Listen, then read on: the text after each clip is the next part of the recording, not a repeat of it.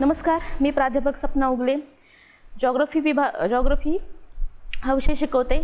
तर आज आपण TYBA या विषयाचा या वर्गाचा आपण G3 हा विषय घेणार आहोत। तर यामध्ये G3चा सब्जेक्ट जो आहे तो म्हणजे भारताचा प्रादेशिक भूगोल, भारताचं पूर्ण वर्णन प्राकृतिक विभागामध्ये आणि मानवी विभागामध्ये असं दोन प्रकारामध्ये केलेलं आहे। तर सुरुवातीला आपण इथे टॉपिक पहिला आपण घेणार आहे की ज्यामध्ये भारताची संपूर्ण ओळख याच्यामध्ये सांगितलेली आहे। तर भारताचं स्थान कुठे आहे, विस्तार कुठे आहे याबाबत संपूर्ण माहिती आपण ह्या टॉपिकमध्ये घेणार आहोत। तर आपण ह्या टॉपिकला सुरुवात करूया। तर भारत हा नाव जरी ऐकलं तर आपल्याला सर्वात आधी दिसतं की भारताची रूढी, परंपरा, धर्म, भाषा, चालीरीती यामध्ये विभिन्नता आपल्याला दिसून येते। परंतु ही विभिन्नता भाषेमध्ये, कपड्यांमध्ये, खाद्यांमध्ये एवढ्यातच नाही, तर ही विभिन्नता जी आहे ती प्रदेशामध्ये आहे किंवा माणसाचं स्वरूप जर आपण पाहायला गेलं तर माणसाच्या त्वचेचा रंग, उंची, डोळे यामध्ये सुद्धा आपल्याला फरक दिसून येतो। तर हा जो फरक आहे हा कुठेतरी किंवा पूर्णतः प्राकृतिक घटकांवर आधारलेला आहे। तर ह्या प्राकृतिक घटकांचा प्रभाव मानवी घटकावर सतत पडत असतो। त्यामुळं प्राकृतिक घटक हे कसे आहेत हे आपण आता जाणून घेऊया। तर भारतामध्ये प्राकृतिक घटकांचा विचार करता तर वेगवेगळं तापमानामध्ये विभिन्नता आहे, पर्जन्यामध्ये विभिन्नता आहे, मृदेमध्ये विभिन्नता आहे। तर आपण ह्या टॉपिकमध्ये सध्या भारताचे स्थान, त्याचा विस्तार, सीमारेषा, भारताचे क्षेत्रफळ, भारत आणि भारताशेजारील देश आणि हिंदी महासागराचे भूराजनैतिक महत्त्व या टॉपिकवर सध्या चर्चा करणार आहोत। तर सर्वात आधी भारताचं स्थान हे कुठे आहे आपण हे जाणून घेऊया। तर भारताचे स्थान आहे उत्तर पूर्व गोलार्धामध्ये। तर ते कसे, तर ह्या नकाशामध्ये की ह्या नकाशात तुम्हाला दिसतोय तो खंड आणि महासागरांचा मिळून बनलेला आहे। तर एकीकडे जे वेगवेगळे रंग आहेत त्या रंगांमध्ये आपल्याला उत्तर अमेरिका, दक्षिण अमेरिका, आफ्रिका, आशिया, युरोप, ऑस्ट्रेलिया ह्या खंडांची नावं आपल्याला दिसतात। तर बाकीकडे अटलांटिक समुद्र, अटलांटिक महासागर, हिंदी महासागर आणि पॅसिफिक महासागर हे आपल्याला दिसतात। तर एकीकडे ह्या नकाशामध्ये अजून ऑब्झर्वेशन केलं तर आपल्याला ह्या नकाशावर अक्षरवृत्त आणि रेखावृत्त म्हणजे उभ्या आणि आडव्या रेषा आपल्याला दिसून येतात। तर अक्षरवृत्त आणि रेखावृत्त यावरून त्या एखाद्या भूभागाचं किंवा एखाद्या ठिकाणाचं स्थान निश्चित होत असतं। तर हे भौगोलिक, त्या स्थानाला भौगोलिक स्थान असं म्हटलं जातं। तर भारताचं भौगोलिक स्थान जे आहे तर या नकाशामध्ये आपल्याला पाहता येईल तर उत्तर पूर्व गोलार्धामध्ये भारत या नकाशामध्ये आपल्याला पिवळ्या रंगामध्ये दाखवलेला आहे। तर या नकाशामध्ये आपल्याला उभ्या आणि आडव्या अशा काही काल्पनिक रेषा आपल्याला दिसतात। तर त्यांना अक्षरवृत्त आणि रेखावृत्त असं म्हटलं जातं। आडव्या ज्या रेषा आहेत त्यांना अक्षरवृत्त आणि उभ्या ज्या रेषा आहेत त्यांना रेखावृत्त असं म्हटलं जातं। तर इथे जी आडवी डॉटेड लाईन आहे त्या डॉटेड लाईनला विषुववृत्त असं म्हटलं जातं, जी पृथ्वीचे समान दोन भाग करतं की ज्यावरून उत्तर आणि दक्षिण गोलार्ध ठरवलं जातं। तर आपला भारत जो आहे ह्या रेषेच्या उत्तरेकडे दिसतो म्हणून आपला भारत जो आहे तो उत्तर गोलार्धामध्ये आहे। दुसरी एक रेखावृत्त आपल्याला दिसतं जे म्हणजे इथं उभ्या डॉटेड लाईनमध्ये आहे। तर त्याच्यामध्ये आपल्याला असं दिसतं की ही मूळ रेखावृत्त आहे। मूळ रेखावृत्ताच्या उजवीकडील जे आहे ती पूर्व गोलार्ध आणि पश्चिमेकडे किंवा डाव्या बाजूला आहे त्याला पश्चिम गोलार्ध असं म्हटलं जातं। साहजिकच यावरून आपल्याला हे लक्षात येतं की आपला भारताचं स्थान जे आहे ते उत्तर पूर्व गोलार्धामध्ये दिसतं। यानंतर आपण भारताचे अक्षरवृत्तीय स्थान, रेखावृत्तीय स्थान याबाबत चर्चा करणार आहे। तर भारताचा अक्षरवृत्तीय विस्तार जो आहे साहजिकच अक्षरवृत्तावरून घेतलेला आहे। त्यामुळं दक्षिणेकडे कन्याकुमारी जे आहे त्या कन्याकुमारीच्या ठिकाणी आपल्याला एक अक्षरवृत्त गेलेलं आहे। ते सर्वसाधारणपणे 8:04:28 उत्तर ते वरती जम्मू काश्मीरकडे आपल्याला दिसतं। तर ते आहे 37:53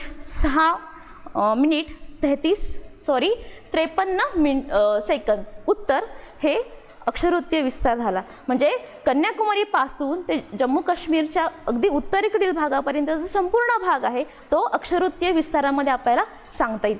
यानंतर आहे रेखावृत्त विस्तार। रेखावृत्त गुजरातपासून ते इकडे अरुणाचल प्रदेशच्या भागाकडे संपूर्ण जो प्रदेश विस्तारलेला आहे त्यानुसार रेखावृत्तीय विस्तार सांगितला जातो। तो कसा 68 अंशावर गुजरातचं पश्चिमेकडील टोक आहे, तर 97 अंशावर अरुणाचल प्रदेशचं पूर्वेकडील टोक आपल्याला दिसून येतं। तर म्हणूनच 68 अंश 7 मिनिट 33 पूर्व रेखावृत्त ते 97 अंश 24 मिनिट 47 पूर्व 47 सेकंद पूर्व रेखावृत्त आपल्याला यावरून दिसतं।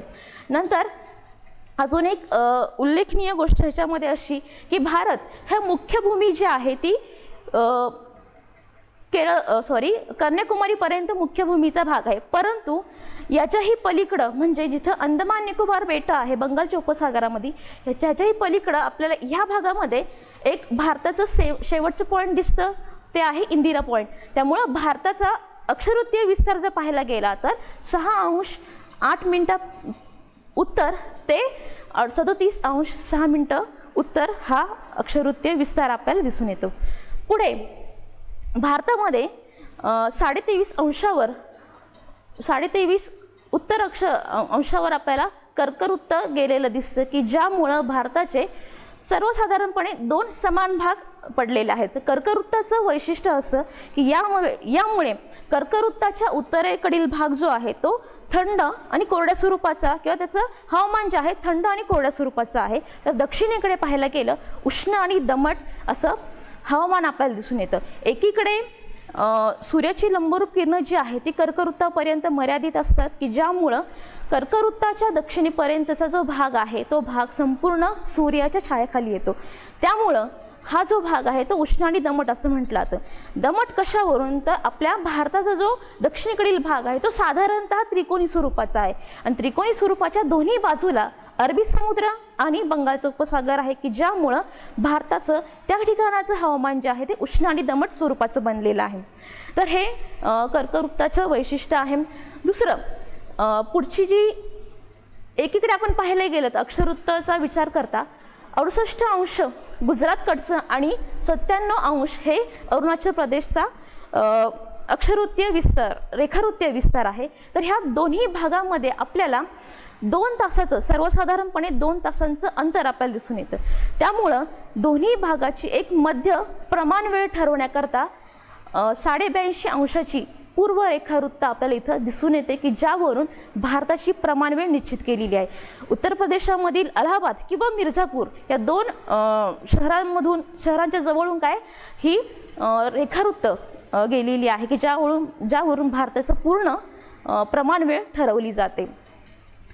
नंतर भारताचं अजून एक वैशिष्ट्य आपल्याला सांगायचं झालं तर एकीकडे भारताची भूसीमा म्हणजे यामध्ये आपण पाहायला गेलं नकाशाकडे जर आपण पाहत असेल तर याच्यामध्ये आपल्याला गुजरातपासून तर ते पश्चिम बंगालपर्यंतची सीमारेषा जी आहे ते पूर्ण समुद्राची सीमारेषा आहे। तर बाकीकडे म्हणजे गुजरातच्या उत्तरेकडील भागापासून तर ते अरुणाचल प्रदेश आसाम इथपर्यंत पाहायला गेलं तर संपूर्ण भूसीमा जी आहे ती भूसीमा आपल्याला लाभलेली आहे।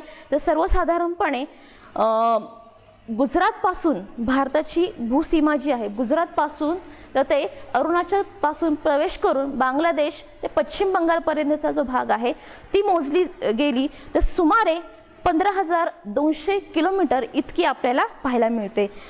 तर भारताची एकूण सागरी सीमा याच्यामध्ये समावेश केलेला आहे भारतीय मुख्य उपखंड आणि भारताच्या बेटांचा सुद्धा इथे समावेश केलेला आहे। तर तो सर्वसाधारणपणे 7,516.5 किलोमीटर इतकी समुद्र सीमा आपल्याला पाहायला मिळते।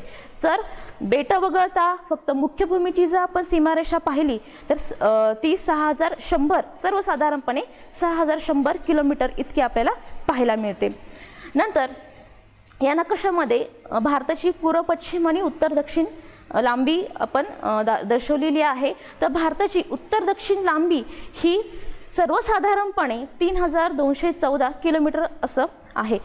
प्रत्येक वेळेस मी सर्वसाधारणपणे किंवा सुमारे, सरासरी हे शब्द वापरते, कारण की ही रेषा जी आहे किंवा कुठल्याही सीमारेषा असेल, समुद्री रेषा असेल, त्या कधीही फिक्स नसतात, त्या नेहमी बदलत असतात. त्यामुळे सुमारे हा शब्द मी किंवा सरासरी हा शब्द वापरते.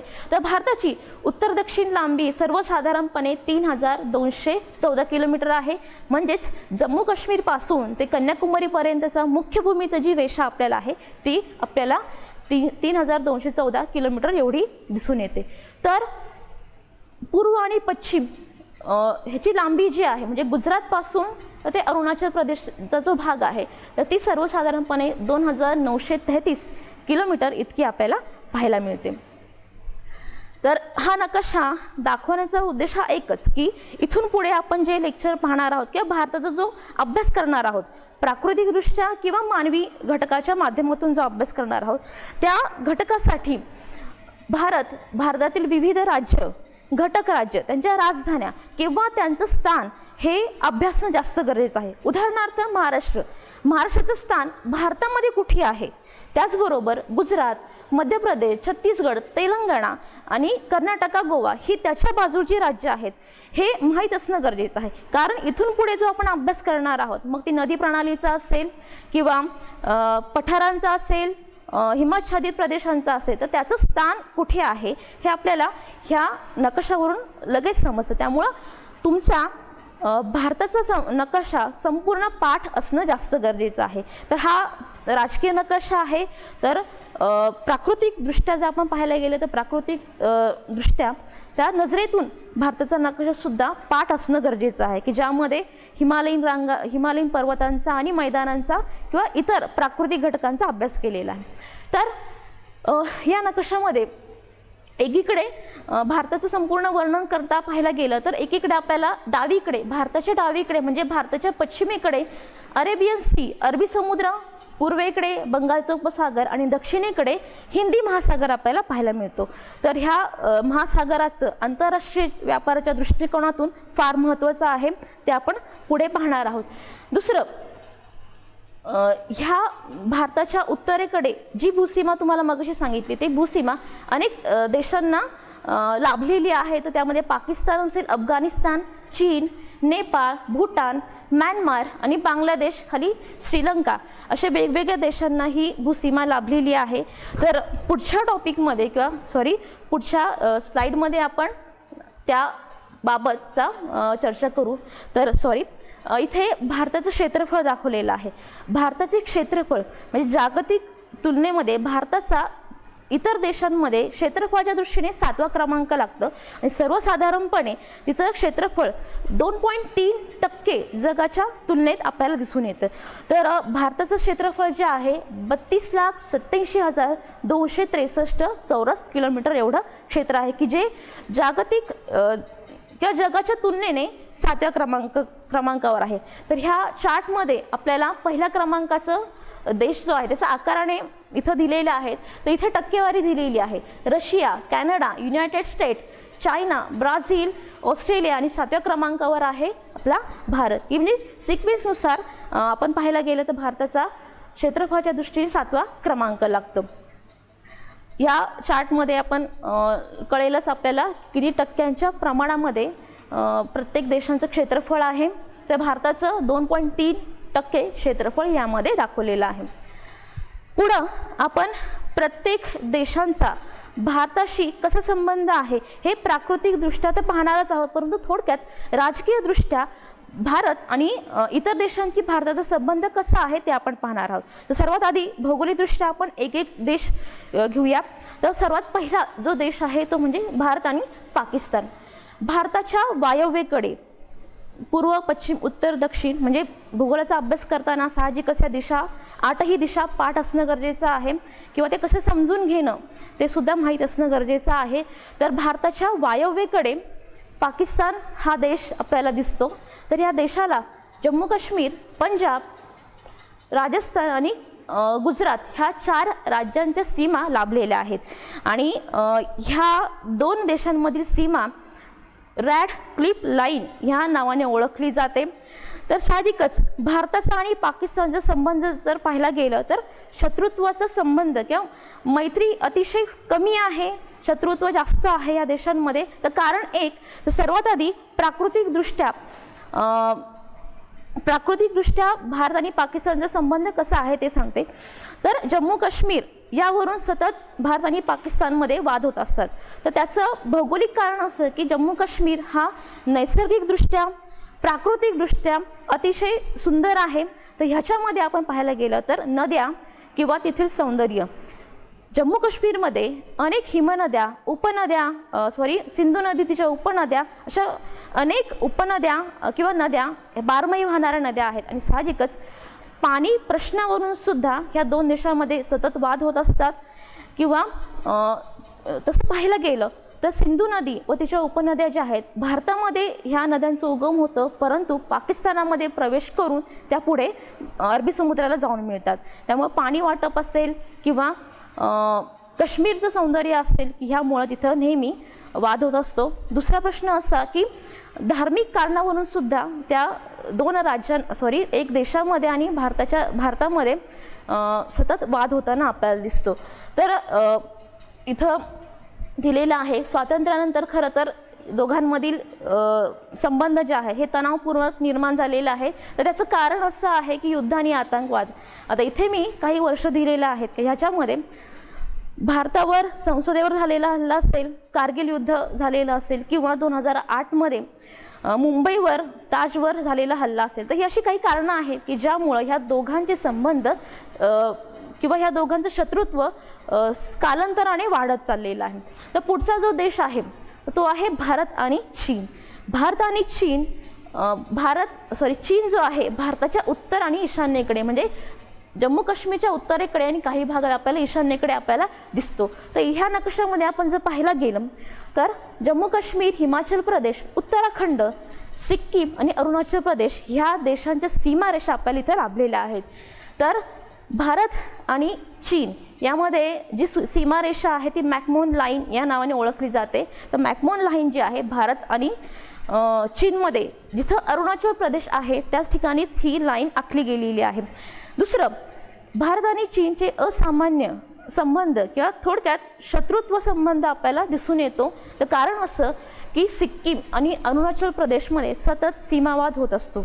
इव्हनही आपण आज ऐकलंही असेल की चीनने सिक्कीम राज्यातला किंवा अरुणाचल प्रदेशचा काही भाग त्यांच्या नकाशामध्ये दाखवलेला आहे. असे प्रश्न आपल्याला दिसून येतात. तर चीन हा, आणि दुसरं एक की हा शत्रू देशांशी, म्हणजे भारताचे जे शत्रू आहे त्या देशांची मैत्रीपूर्ण संबंध आपल्याला दिसून येतात. दुसरं, ब्रह्मपुत्रा नदीचा वाद. तर ब्रह्मपुत्रा नदी ही चीनमध्ये उगम पावते आणि संपूर्ण तिबेटच्या पठारावरून वाहत येऊन अरुणाचल प्रदेशामध्ये प्रवेश करते आणि खाली दक्षिणेकडे वाहत येऊन पुढे बांगलादेशातून बंगालच्या उपसागराला मिळते. तर साहजिकच चीनने नदी प्रवाहाच्या संदर्भात असं ठरवलं होतं की ब्रह्मपुत्रा नदीचा जो प्रवाह आहे तो बदलून फक्त चीनकडे वळवून घेण्यात यावा म्हणून. तर असे काही कारणं आहे की ज्यामुळं चीन आणि भारतचा संबंध जो आहे तो अगदी मैत्रीपूर्ण आहे असा नाही. पुढचा जो देश आहे तो म्हणजे भारत आणि नेपाळ. नेपाळ जो आहे तो भारताच्या ईशान्येकडे, जिथं उत्तराखंड, उत्तर प्रदेश, बिहार, पश्चिम बंगालचा काही भाग आणि सिक्कीम या राज्यांच्या सीमा त्या ठिकाणी लाभलेल्या आहेत. तर याचं वैशिष्ट्य असं की नेपाळ हा एक भूवेष्टित देश आहे की ज्याच्या चारही बाजूने जमीन आहे. त्यामुळं त्यातल्या 3 बाजू ज्या आहेत त्या पूर्ण भारतीय सीमारेषांनी आखल्या गेलेल्या आहेत किंवा भारतीय सीमा त्याला लाभलेल्या आहेत. तर नेपाळचा आणि भारताचा थोडक्यात मैत्रीपूर्ण संबंध सांगितला जातो. एकीकडे जिथं उत्तराखंड आहे आणि नेपाळ आहे त्या दोघांची बाउंड्री लाईनमध्ये काली नदी आहे की या काली नदीवर जे बहुउद्देशीय प्रकल्प राबवले गेलेले आहेत त्या प्रकल्पावर भारत आणि नेपाळने योग्यपूर्ण निर्णय घेतलेला आहे. त्याबद्दल त्या पाणी वाटपाचं व्यवस्थित पाणी वाटप ते केलं गेलेलं आहे. नंतर राजकीय वाद, सीमावादांचे प्रमाण अतिशय कमी असल्यामुळे तिथं प्रवास करणं सोयीस्कर जातं. तर आजही भारतातील नागरिकांना त्या ठिकाणी विदाऊट विजा तिथं एंट्री असते. त्यामुळे आपण साहजिकच यावरून भारताचा आणि नेपाळचा संबंध कसा आहे हे दिसून येतं. आयात आणि निर्यात योग्य पद्धतीने.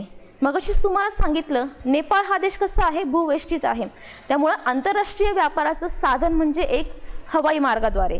दुसरं, जर त्यांना काही गोष्टींची निर्यात करायची असेल तर फक्त हवाई मार्गाचा वापर करून दुसऱ्या मार्गाने जर करायचं झालं तर त्यांना कोलकाता, भारतातील कोलकाता या बंदरावर यावं लागतं, तिथून समुद्री मार्गाने आंतरराष्ट्रीय व्यापार करावा लागतो. त्यामुळं साहजिकच व्यापारासाठी, आंतरराष्ट्रीय व्यापारासाठी का होईना त्यांना भारताशी समन्वय साधावा लागत असल्यामुळं भारताचं आणि नेपाळचं राजकीय संबंध हे चांगल्या प्रकारचे सांगता येतील. नंतर पुढचा जो देश आहे तो म्हणजे भारत आणि भूटान. भारताच्या ईशान्येकडे म्हणजे नेपाळच्याच थोडा पूर्वेला आपण पाहायला गेलं तर भूटान हा देश आपल्याला दिसून येतो. तर ह्या बाजूने, त्याच्या बाजूने आपण पाहायला गेलं तर सिक्कीम, पश्चिम बंगाल, आसाम आणि अरुणाचल प्रदेश ह्या 4 राज्यांच्या सीमा त्या देशामध्ये लाभलेल्या आहेत. तर ह्या दोघांचा किंवा ह्या 2 देशांचा संबंध सुद्धा मैत्रीपूर्ण संबंध आपल्याला पाहायला मिळतो. इथं एक उदाहरण दिले आहे, वीज निर्मिती प्रकल्प. या भूटानमध्ये ज्या हिमनद्या उगम पावतात किंवा बारमाही वाहणाऱ्या नद्या आहेत त्या नद्यांवर बहुउद्देशीय प्रकल्प राबवलेला आहे. म्हणजे भारतातील टाटा इंडस्ट्रीमधून किंवा टाटा इंडस्ट्रीने भूटानला तिथल्या नदीवर वीज निर्मिती प्रकल्प उभारण्यासाठी मदत केलेली आहे, की ज्यामुळं भूटानला 25 ते 30% एवढा फायदा झालेला आहे. त्यामुळं भूटानचं आणि भारताची मैत्रीपूर्ण संबंध आहे असं म्हणायला हरकत नाही. पुढचा जो आहे तो म्हणजे भारत आणि बांगलादेश. साहजिकच भारताच्या अगदी पूर्वेकडे, अगदी नाही म्हणता येणार, पूर्वेकडे आपल्याला बांगलादेश हे देश पाहायला मिळतो. याच्याही सुद्धा तिन्ही बाजू भारतीय सीमारेषाने आखल्या गेलेल्या आहेत किंवा त्याच्या तिन्ही बाजूला भारत हा देश आपल्याला पाहायला मिळतो. तर दक्षिणेकडे बंगालचा उपसागर आहे. तर एकीकडे पश्चिम बंगाल असेल, आसाम, मेघालया, त्रिपुरा ह्या राज्यांच्या सीमा आपल्याला या ठिकाणी लाभलेल्या दिसतात. आणि याचं दुसरं वैशिष्ट्य असं की भारताची सगळ्यात जास्त लांबीची सीमारेषा जी आहे ती बांगलादेश या देशाला लाभलेली आहे. तर सर्वसाधारणपणे 4156 किलोमीटर इतकी आपल्याला सीमारेषा त्या ठिकाणी पाहायला मिळते. दुसरं, काही प्रमाणात मैत्रीपूर्ण संबंध आहे. तर ते कसे की गंगा नदी असेल किंवा ब्रह्मपुत्रा नदी जे आहेत ह्या पाणी वाटपासंबंधी जे निर्णय घेतलेले आहेत ते योग्य रीतीने निर्णय घेतलेले आहेत. आर्थिक उलाढालीवर सुद्धा काही करार झालेले आहेत, ते चांगल्या पद्धतीने करार झालेले आहेत. आत्ताच्या काही मुद्द्यांवरून आपल्याला हे लक्षात येईल की काही तणावपूर्ण वातावरण बांगलादेश आणि भारतामध्ये निर्माण झालेले आहे, पण त्याचा राजकीय करारांवर जास्त परिणाम होताना दिसत नाही. समन्वयकाने हे 2 देश एकत्र राहतात. पुढचा जो देश आहे भारत आणि म्यानमार. अति पूर्वेकडील देश जो आहे म्यानमार आपल्याला पाहायला मिळतं. तर भारताच्या अरुणाचल प्रदेश, नागालँड, मणिपूर आणि मिझोराम ह्या 4 राज्यांच्या सीमा या ठिकाणी लाभलेल्या आहेत. तर ह्याचाही मैत्रीपूर्ण संबंध आपल्याला पाहायला मिळतो.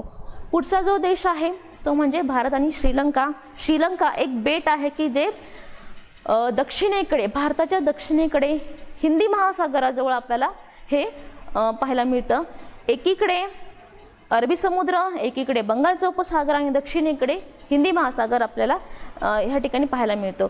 तर ह्या देशाचा संबंध सुद्धा चांगल्या पद्धतीचा आहे. फक्त तमिळ भाषावाद सोडला तर ह्या ठिकाणी 2 देशांचे संबंध, आंतरराष्ट्रीय संबंध चांगल्या प्रकारचे आहे. दुसरं, भारत आणि मालदीव. मालदीव हे बेट आहे की जे ह्या नकाशामध्ये अगदी या ठिकाणी आपल्याला पाहायला मिळतं. लक्षद्वीप आहे, केरळ आहे, श्रीलंका आहे आणि ह्या बाजूला मालदीव बेट आपल्याला पाहायला मिळतं. तर ह्या देशांचे सुद्धा चांगले संबंध आपल्याला भारताचे दिसून येतात. भारत आणि अफगाणिस्तान पुढचा जो भारताला लाभलेला जो देश आहे. तर अफगाणिस्तान सध्या पाकव्याप्त काश्मीरमध्ये येत असल्यामुळं भारताचा आणि अफगाणिस्तानचा संबंध जो आहे तो एवढा म्हणजे मैत्रीपूर्ण जरी असला परंतु जास्त करार किंवा आर्थिक उलाढाली जे आहे ते त्यांच्याबरोबर होत नाहीत किंवा काही कमी प्रमाणात होतात. त्यामुळं चांगले संबंध अफगाणिस्तानशी आहेत आपल्याला सांगता येतं. तर हे काही असे देश आहे की ज्यांचा प्राकृतिक स्थान कुठे आहे, भारताच्या कोणत्या बाजूला हे देश आहेत आणि त्यांचा थोडक्यात राजकीय आढावा आपण इथं घेतलेला आहे. तर पुढचा जो टॉपिक आहे आपला तो म्हणजे हिंदी महासागराचं भूराजनैतिक संबंध. ह्या पहिल्या टॉपिकमधला शेवटचा जो पॉईंट आहे तो आपण पाहणार आहे. हिंदी महासागर विस्तारलेला आपल्याला पाहायला मिळतो. तर सर्वसाधारणपणे 3ऱ्या क्रमांकाचा हिंदी महासागर आहे. तर पहिल्या क्रमांकावर आहे आकाराने पॅसिफिक महासागर, अटलांटिक महासागर आणि 3ऱ्या क्रमांकाचा जो आहे तो म्हणजे हिंदी महासागर. तर हिंदी महासागराशी जोडलेलं अरबी समुद्र आहे, बंगालचा उपसागर आहे, इतर खाड्या आहेत की ज्यांच्या मार्फत आंतरराष्ट्रीय व्यापार चालतो. तर आपण ते पाहणारच आहोत. तर हिंदी महासागराचं सर्वसाधारणपणे क्षेत्रफळ जे आहे ते 7,05,60,000 चौरस किलोमीटर आपल्याला दिसून येतं आणि त्याच्या बाजूने जास्तीत जास्त लोकसंख्या असणारे देश आणि खंड विस्थापित झालेले की ज्यामुळं हिंदी महासागरामध्ये जे आंतरराष्ट्रीय व्यापार होतात ते जास्तीत जास्त किंवा पॅसिफिक अटलांटिक व्यापारापेक्षा हिंदी महासागरामध्ये जे प्रवास केला जातो किंवा जे आंतरराष्ट्रीय व्यापार केला जातो तो ह्या माध्यमातून जास्त होतो किंवा हिंदी महासागरातून जास्त होतो. दुसरं, ह्या महासागरामुळे बाजूकडील खंडांचा आणि तिथल्या देशांचा आर्थिकदृष्ट्या चांगला विकास झालेला पाहायला मिळतो, ज्यामध्ये Bharat, Bangladesh, Indonesia, Australia, Africa, Saudi Arabia, Iran इत्यादी राष्ट्रांचा समावेश आहे की ज्यांचा आंतरराष्ट्रीय व्यापार यामधून होतो. तर यामध्ये हिंदी महासागरामध्ये अनेक समुद्र, उपसागर, खाडी, बेट, सामुद्रधुनी आहे की ज्यांच्या मार्फत उत्तर आशिया म्हणजे दक्षिणेकडील भाग जो आहे किंवा युरोपियन कंट्री जे आहेत ते आशियाशी जोडल्या गेलेल्या आहेत, आफ्रिकन कंट्री जे आहे ते आशियाशी जोडल्या गेलेल्या आहेत, पूर्वेकडील जे खंड आहे ते खंड भारताशी किंवा आशियाशी जोडले गेलेले आहेत. तर ते हिंदी महासागरातून सगळं प्रवास होत असल्यामुळं हिंदी महासागराचा बाजूकडील देशांशी जो आहे बाजूकडील देशांशी जे व्यापारी संबंध आहे तो चांगल्या प्रकारचा इथे सांगता येईल. तर या नकाशामध्ये आपल्याला हिंदी महासागराचं एक स्थान आपल्याला दिसतं. तर उत्तरेकडे भारत, इराण, सौदी अरेबिया, ओमन, पश्चिमेकडे आपण पाहायला गेलं तर पूर्ण आफ्रिका खंड आहे, मादागास्कर बेट आहे, मॉरिशस बेट आहे, पूर्वेकडे आपण पाहायला गेलं तर ऑस्ट्रेलिया आहे, इंडोनेशिया, मलेशिया. तर ही दक्षिण आशिया, ऑस्ट्रेलिया आणि आफ्रिका खंडाशी जोडला गेलेला हा महासागर आहे. तर मगाशीच सांगितलं तुम्हाला बेट, खाडी, सामुद्रधुनी, उपसागर जे आहेत हे महत्त्वाचं स्थान निभवतात. तर ह्याच्यामध्ये काही बेटांची नावं दिली आहेत की बंदरांची नावं दिली आहेत. तर महत्त्वाची जी आहेत मुंबई, पाकिस्तानमधलं कराची, ग्वादर, भारतातलं फक्त मुंबईच नाही तर कर्नाटक, केरळ ह्या राज्यामध्ये असणारी जी बंदरं आहेत, आंतरराष्ट्रीय बंदरं आहेत तीसुद्धा महत्त्वाची आहेत. ओमनचे सलाव ही बंदरं, बंगालच्या उपसागरावरील चेन्नई, विशाखापट्टणम, कोलकाता ही भारतातील बंदरं, बांगलादेशातील चित्तागोंग, म्यानमारमधील यांगून ही आंतरराष्ट्रीय बंदरे जी आहे की ज्यांच्या मार्फत उत्तर आशियाकडील भागाकडे व्यापार होताना आपल्याला दिसतो. ओमन खाडी, ओमन आणि अरबची खाडी जिथं आपल्याला इराण आणि सौदी अरेबिया आहे त्या ठिकाणी आपल्याला ओमन आणि अरबची खाडी दिसून येते. नंतर अदन खाडी आणि लाल समुद्रम जो सौदी अरेबिया आणि आफ्रिका खंडाच्या मध्ये आहे, मंदाबची खाडी, मलेशिया व इंडोनेशियामधील मलाक्का खाडी, इथे इंडोनेशिया आणि मलेशिया दिसते, त्या दोघांमध्ये जी छोटासा एक निळा रंग आहे तो आहे मलाक्काची खाडी. तर ह्यांच्या मार्फत आंतरराष्ट्रीय व्यापार हा होत असतो. तर बेटसुद्धा त्याबाबत महत्त्वाची कार्य निभावतात. तर ह्या व्यापाराच्या दृष्टिकोनातून विचार केला तर खनिज तेल, नैसर्गिक वायू हे जास्त महत्त्वाचे आहे. तर इराण आणि सौदी अरेबिया हे दोन देश असे आहे की जिथं खनिज तेलाची निर्मिती मोठ्या प्रमाणात होते. मग अशी मागच्या स्लाइडमध्ये जर सौदी अरेबिया आणि इराणमध्ये जर तेलाचं उत्पादन मोठ्या प्रमाणात होत असेल तर त्या खाडीमार्फत युरोपियन कंट्रीमध्ये किंवा भूमध्य समुद्रामार्फत युरोपीय देशांमध्ये, अमेरिकन देशामध्ये आपल्याला व्यापार होताना दिसतो. त्याचप्रमाणे इराण किंवा सौदी अरेबियाने जे तेल पाठवलेलं आहे ते भारताकडून पुढे मलेशिया, इंडोनेशियाच्या मध्ये असणारी जी मलाक्का खाडी आहे तिथून पुढं उत्तरेकडे चीन, कोरिया, जपान या देशांना काय होतं हे व्यापार केला जातो. तर पुढे हे आहे जे. तर अदन खाडी असेल, लाल समुद्र यांना जोडणारा मंदाबच्या खाडीमार्फत युरोपियन कंट्रीमध्ये आणि इतर देशांमध्ये आपल्याला व्यापार हा होताना दिसतो. तर साहजिकच ह्या टॉपिकमध्ये भारताची ओळख, भारताचं भौगोलिक स्थान कसं आहे, कुठल्या गोलार्धामध्ये आहे, त्याच्या बाजूला कुठले देश आहे, सीमारेषा कोणती आहे, त्याचा आकार कसा आहे, उत्तर दक्षिण पूर्व पश्चिम आकार कसा आहे, हे आपण जर पाहायला गेलं तर थोडक्यात भारताची ओळख जी आहे ती ह्या प्रकरणातून स्पष्ट होते. इथून पुढं म्हणजे मगाशी जसं सांगितलं तुम्हाला की आपल्याला इथून पुढं जे प्रकरणं पाहायची आहे त्या प्रकरणांचा आपण विचार करता भारताची ओळख होणं जास्त गरजेचं आहे. कारण की पुढच्या प्रकरणामध्ये भारताचं स्थान, भारताचं हवामान कसं आहे ह्याच्यावरून पुढील टॉपिक लक्षात येतील किंवा लोकेशन जे आहे ते लक्षात येतील. तर धन्यवाद. कदाचित हा टॉपिक तुम्हाला फार सोपा गेला असेल आणि मुद्दाम मी नकाशांचा वापर या ठिकाणी केला कारण की आपण भूगोलाचा अभ्यास करत असताना फक्त थेरॉटिकल म्हणजे किंवा थेअरीमार्फत न करता आपण फक्त त्याचा नकाशाचा समोर आपण जर नकाशा ठेवला तर जास्त अभ्यास होतो आपला. त्यामुळं हे जास्त महत्त्वाचं आहे. तर धन्यवाद.